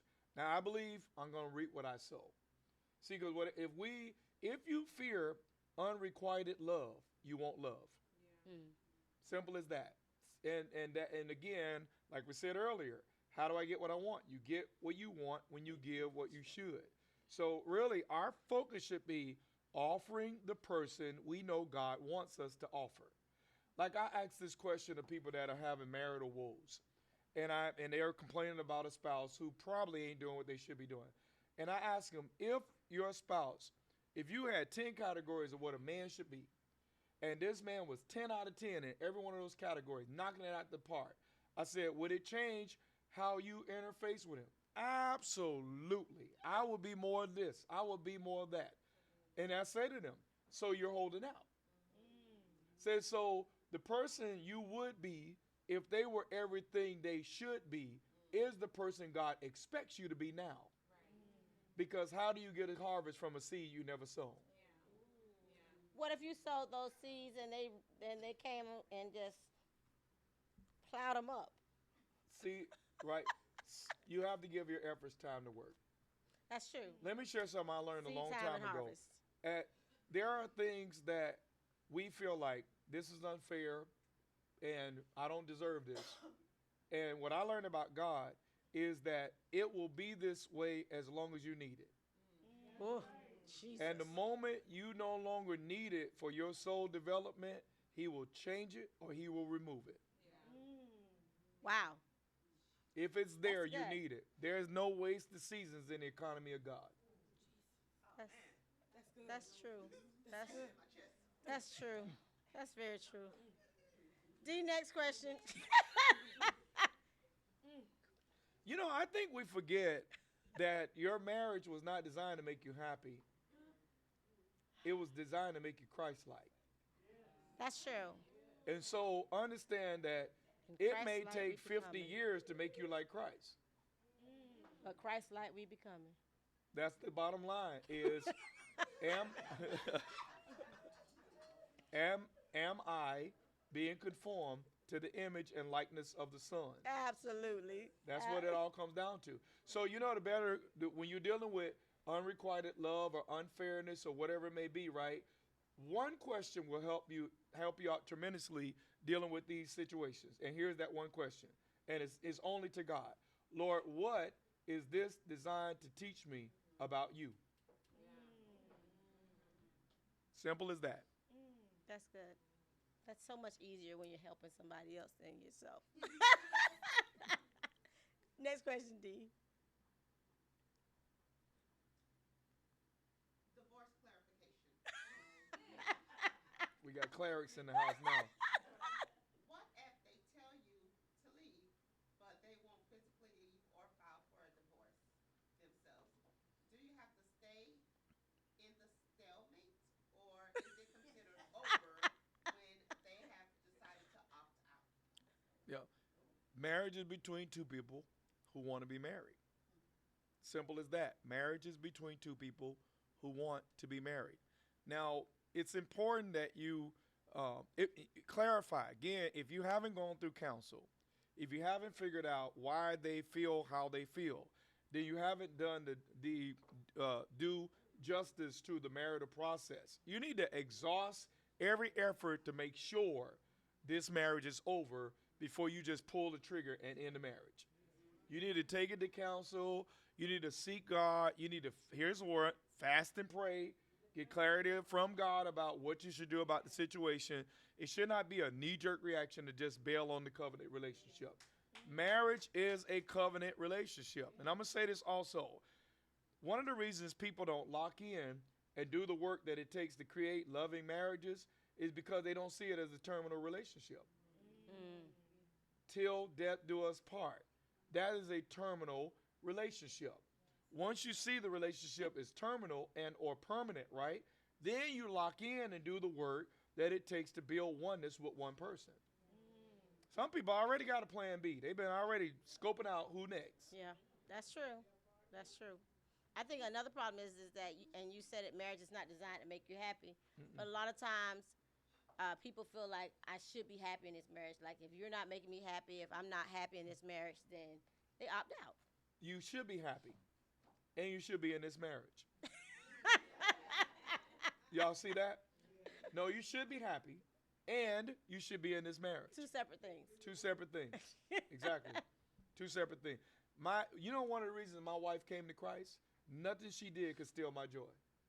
Wow. Nothing. She thought, because I was so full of joy, she thought I had a girlfriend at church. That is a true story. So she came to find out who that heifer was. I had so much joy and peace no matter what she was going through. It made her curious for Christ. Wow. That's good. So that's like asking the question, what if your relationship with Christ literally drew your spouse in to find out, like, what are you so happy about? Why are you so excited? 1 Peter 3 says that's how the saved woman gets her husband to Christ. Literally through that very same thing.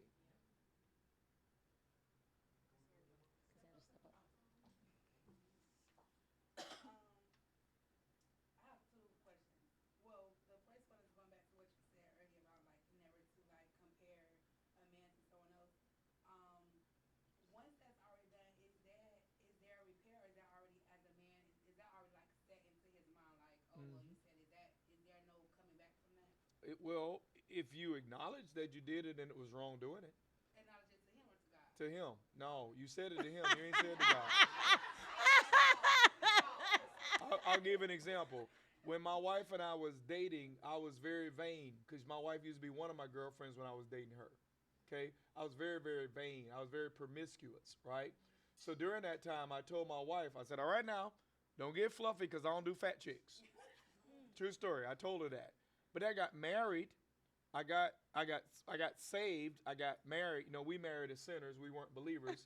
So I got married. Then I got saved. Then my mind got renewed. then I start seeing things through biblical lenses and Christ lenses. So my mind changed about, all of this stuff I said to her. I had to go back to her and go, listen, I know I said, right? But I'm committed to you no matter what size, shape. I had to let her know that my mind has been renewed about that and I no longer feel that way. That's what you need to do. Fluffy could be warm. And then the next question is marriage a lost cause for mothers with multiple children from different relationships? Absolutely not. Absolutely not. See, what matters is this, right? What matters is the person you present is what matters more than anything else. There's a lot of men that would love to have a big family. There's a lot of men that would love to come into a dynamic like that, but they're just looking for a great person. So it really is about be a great person, make your requests known to God, be a great person, make sure that it's clear that you are available. Okay, a lot of people don't do well with availability, starting with mean mugging, what you looking at, right, and all this other kind of stuff, right? Yeah, right. And so it's important to just believe that there are people that they come into these kind of dynamics and they don't have a problem with that.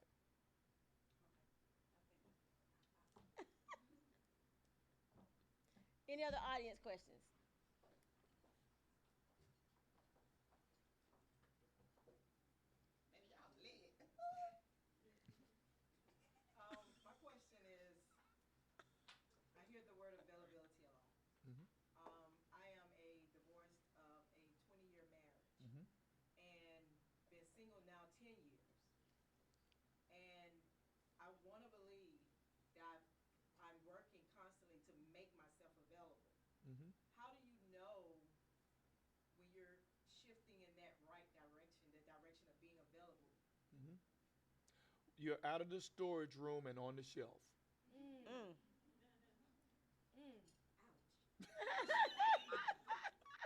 Got it. I'm.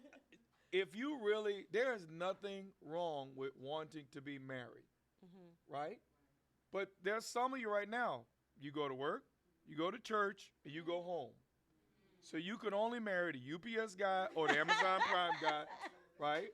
Those are the only guys you could possibly marry, because you're in the storage room. You're in the storage room. You're now out on the shelf. You're not on display. You're not out where you should be. Remember the whole Esther and right? Yep. It's all about positioning and being there. You got to be there. Yeah. You Yeah. see where life is happening, right? And then some of us think everything going on in life is going on in your room watching TV or watching what's going on in social media. And there's a whole world you missing while you on your app. Sitting there looking at other people and liking other people's great life. You got to get out. You got to get around. Remember we talked about orbit. And there's Yeah. no chance in the world that the moon is going to bump into Jupiter. Simply because of orbit. Good people don't have relationship because they're in the wrong orbit. Get that? Got it. D. As a man, how do you gain trust of a woman that has been hurt in the past? Very easy. CAT. C-A-T. C-A-T. That's how you do it. Consistency, accountability, and transparency. Oh, that's good. Simple as that. Do what you said, when you said, how you said you were going to do it, and if plans change, communicate your change. Be accountable. Hey, I'm going so-and-so, I'm doing so-and-so. Transparency. For example, my wife and I are fully transparent. I'm 54, but I look 35. So, they be trying to push up on a brother. So, but if a woman comes on to me, my wife is the first to know. Hello, somebody. She gonna know about. She the gonna first know to about know. dream, but she gonna know what he's No, talking. she gonna know because I told her. And I'm talking about even in the church. I've had women I never forget, we had a situation in our church where we had a woman, very attractive woman, join our church, right? She wanted you to know she knew she was very attractive. So the brothers start moving their seats closer to her and all this kind of stuff, how men do, right? And that woman made a beeline for me. And one day she called me and she said, Pastor, she said, I'm going to have to leave your church. And, I'm like, I'm a spiritual father. So I'm like, why, daughter? and she said, because I keep having these dreams. Oh, okay. Do tell. She says, I keep having these dreams about us having sex. And I have a Wow. hard time focusing in church because every that's time I bold. come That to devil church, bold. I want to put my hands on you. Wow. That devil bold. That's what she told me. No uncertain terms, this woman told me that she was interested in sexual relationship with me. And she wasn't Leah, she was Rachel. Wow. Right? Wasn't no ugly woman. Wow. And so you know how I am. I said, daughter. So you got to push the boundary back where it goes. I said, it's unfortunate that you've never been loved the way I love my daughters. It's unfortunate that you don't know how a father's love is different from sexual love. Right. So it's very unfortunate you've never been loved by a father. Right? I said, that's number one.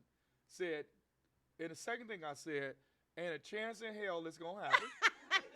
True story. I said, ain't a chance in hell that's going to happen. The third thing I said, when I get off this call, I'm telling my wife. So I called my wife, and I said, Lisa. You won't believe. You won't believe.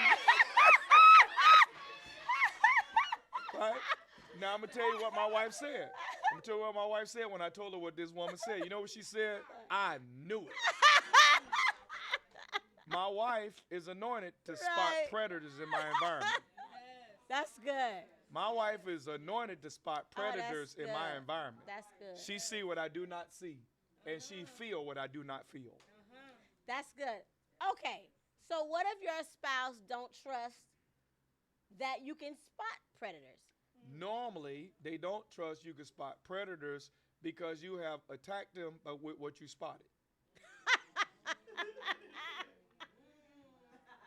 That's And good. why should I be attacked for what's attacking me? That's good. See, That's for good. example, if she would have said, what you say to her, what you did to get her all bothered, you must, right? All right, see, you're not somebody I can trust with this kind of transparency, right?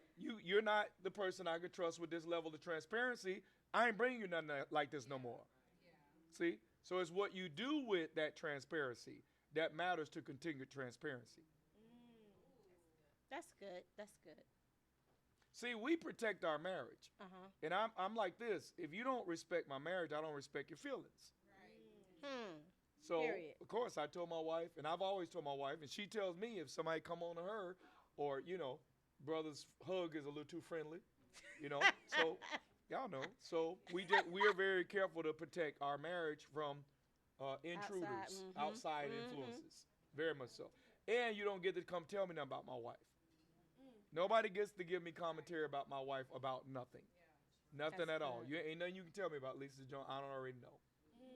I don't take outside information about my wife at all from nobody. Period. Period. D? Okay. If you're dating, should you guys pray together? You should pray with everybody.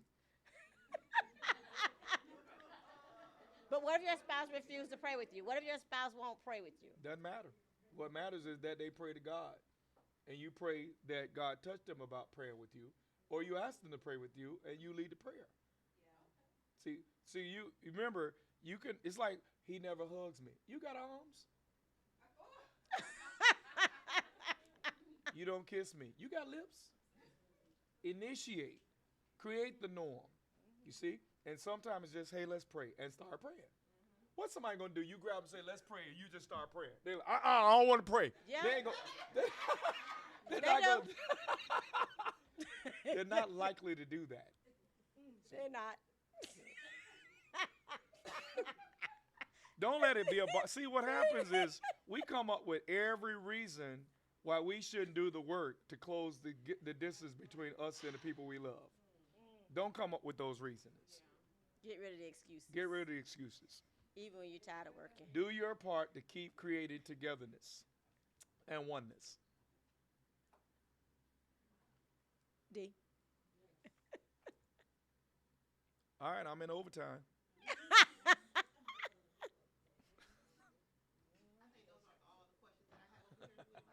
Any more audience questions? Oh, one more.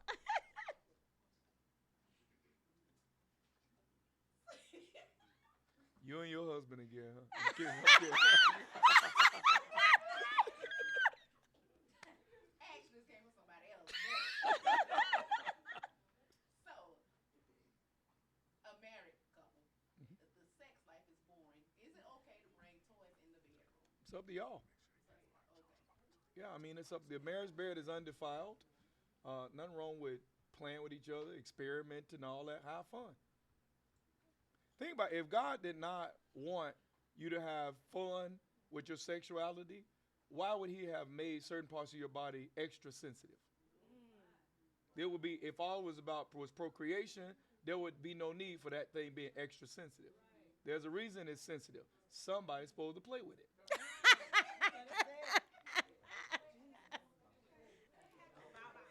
So, oh, come on up. Come on up, woman of God.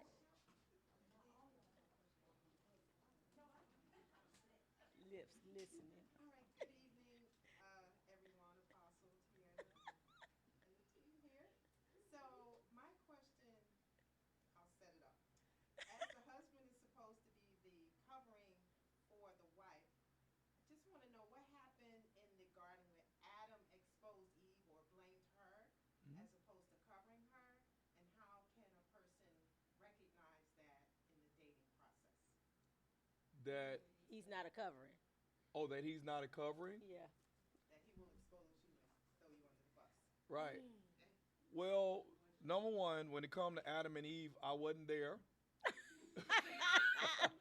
So I don't know why he did what he did. I got some suspicions though. Okay, so let me tell you what my suspicions are. I do. I really do have some suspicions about it. Let's hear this. So God told Adam to not eat of the tree of the garden. All right? He never told him not to touch it. Matter of fact, the Bible says God gave man all the trees of the garden to till and to keep. You can't till and keep something you can't touch. He That's told true. him not to eat it. So Adam had to handle it. He could not consume it. That's like the tithe. You handle it, you don't use it on yourself. That's good. Okay? So I'm sure, I have a suspicion Adam was real curious as to what would happen if somebody ate the apple or ate the fruit, right? Not apple, but a fruit, right? So, number one, Adam gave Eve extra instructions, right? Don't eat it and don't even touch it. Know why he did that? Because we know y'all. The problem with those extra instructions is that they deviated from truth. Once you deviate from truth, the Lord of the lie gets to step in. Wow. So the Lord of the lie stepped in because now you have something that was not true. God never said, don't touch it. God said, don't eat it. So because there was a lie in the narrative, the enemy now has access to the relationship. Now, Adam was there when Eve ate the fruit. The Bible says she gave to her husband with her. He was there watching to see what's going to happen. So I have a suspicion that he wanted to know what would happen, but he just using her as the test subject to see if in fact it would lead to death.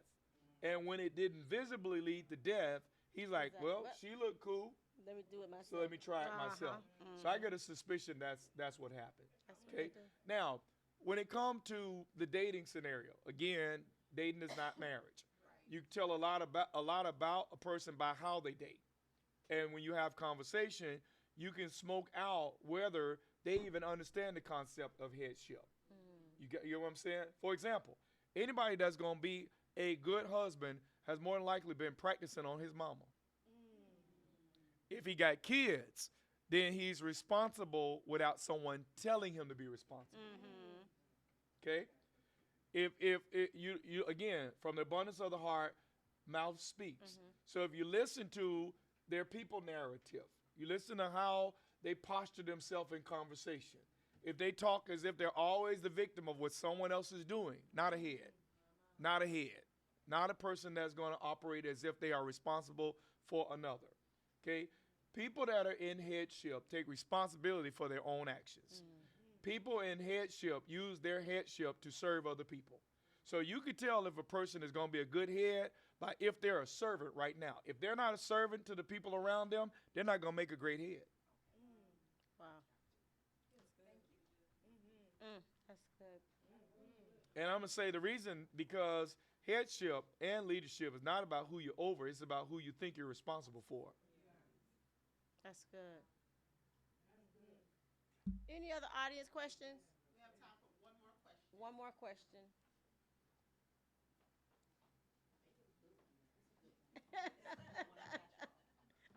So, what are your thoughts on prenuptial agreements and Huh. exit funds? That is good. What are exit funds? I'm out. I'm out. Maybe I know exactly what you're You mean putting you some money on the side just in case the relationship don't work? In let me say something. So first of all, there are certain things that by posturing this way, you're saying you don't believe this is going to last. So it's almost a prophecy, a self-fulfilling prophecy that has been set in motion by these behaviors, right? Now, in a very general standpoint, and let's talk about one marriage for a lifetime, right? When you marry, you're going to lay down next to somebody who could take your life while you sleep.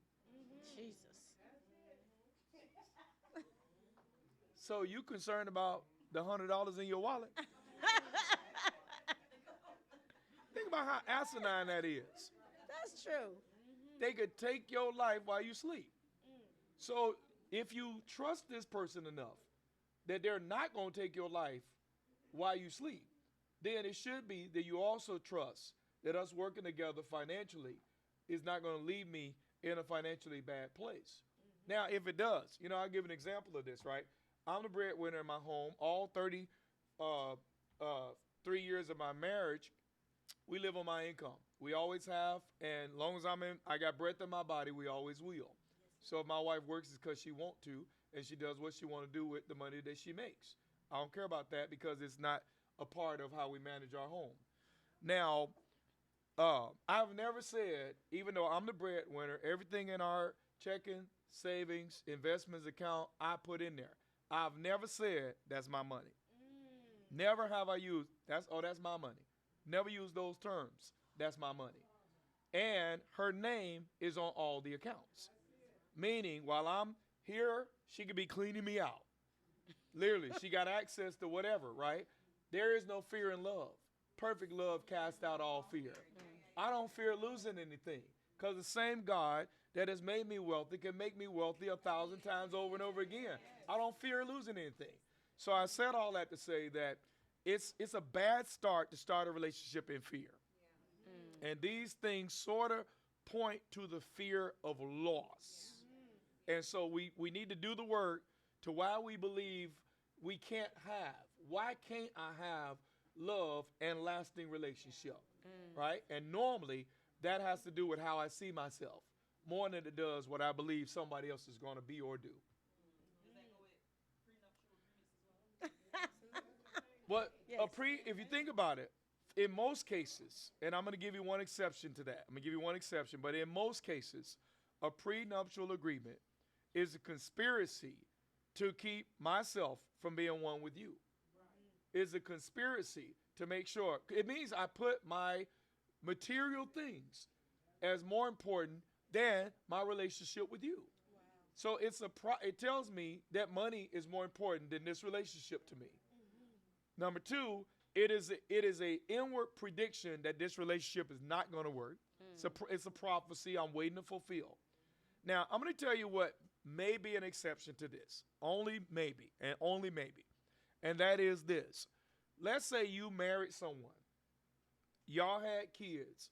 Y'all built an estate, right? You created a trust. You made your kids beneficiaries of that trust, so on and so forth. Because y'all created a life to death do us part. and you plan on passing this stuff to heirs, right? A prenuptial agreement in that situation may make sense because if you don't have it and you marry somebody that don't think covenant relationship, they can come into this situation and take your kids' inheritances or half of it as a result of you marrying the wrong person. That's true. That's So you good. get what I'm saying? So in those situations, I don't know. It may be something that a person in that dynamic may want to do so that what we build in our marriage is ours and it's our name on both everything. But everything in this trust that was left for our legacy, that goes to our kids that were already pre-established. Make sense? That makes So in that kind of a dynamic, I don't know. It may be acceptable.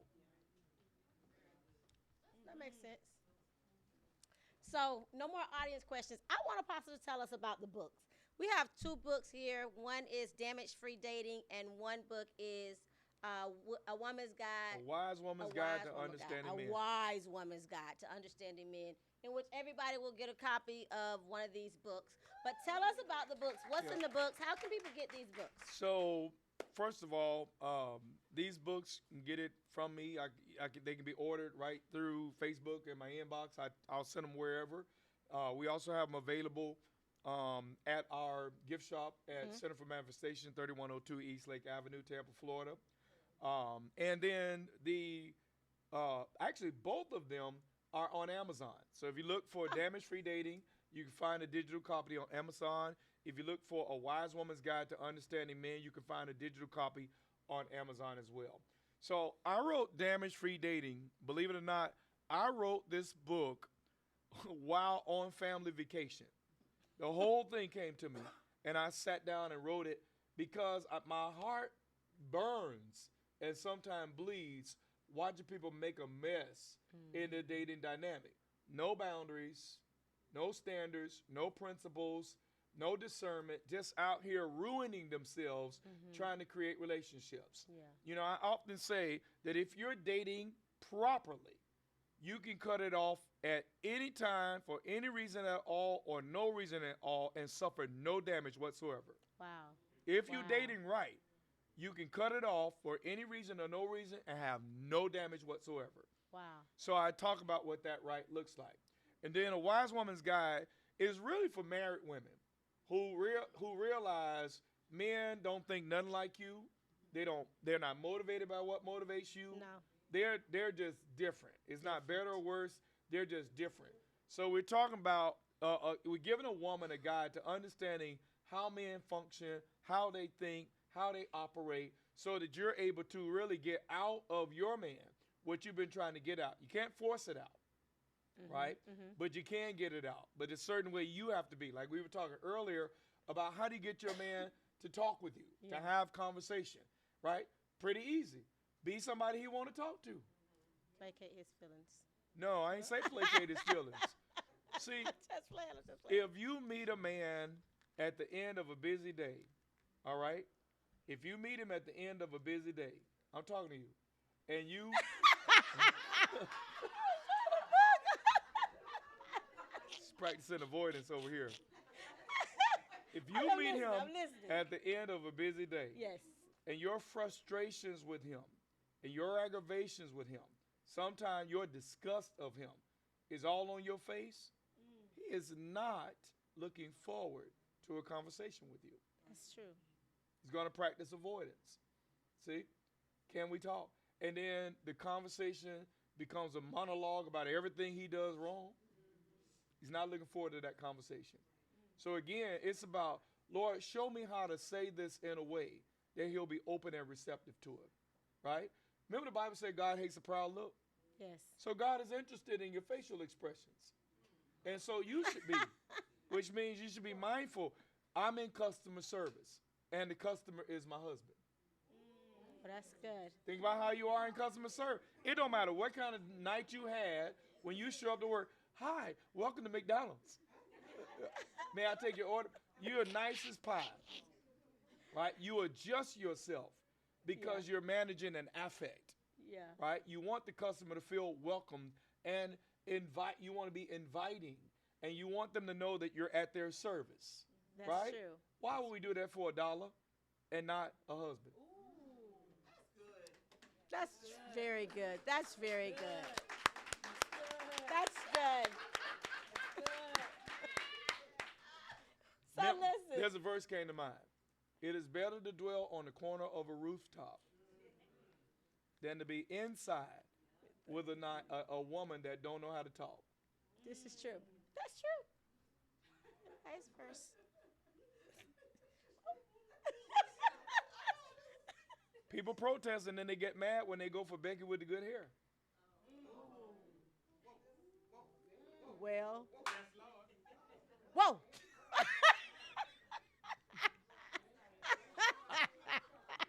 Calm down. Calm down. That's oh, me got something to say? Y'all agree? But that's true. I can agree with that. I mean, we're in the customer service and we should be managing, and we want to retain our customers, right? So, we want to retain our husbands. So You'll never get anything you want from a man with hostility. You'll never get it. You'll never get anything you want from a man with hostility. Is that vice versa? Well, we're talking about the man right now. Oh, I was just asking. I'm asking for the women. I'm asking for the women. My goodness. All that we say is about mutuality. Yes. All yes. that we say is about mutuality. That's good. I'm just trying to tell you how to get what you want from your husband. And I'm telling you, master your approach. A wise one.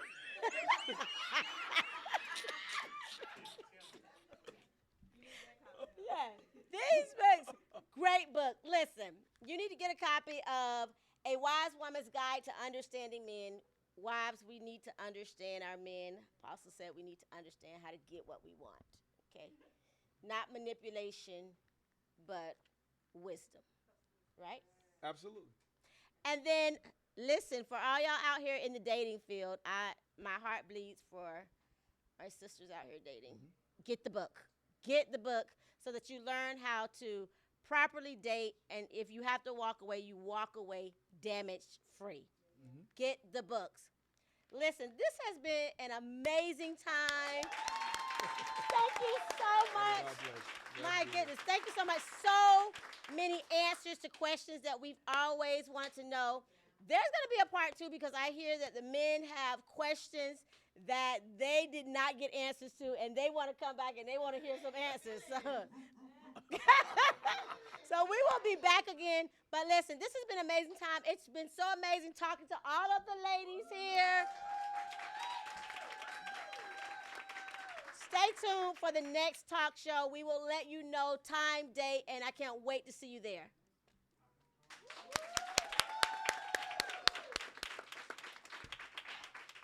This is good.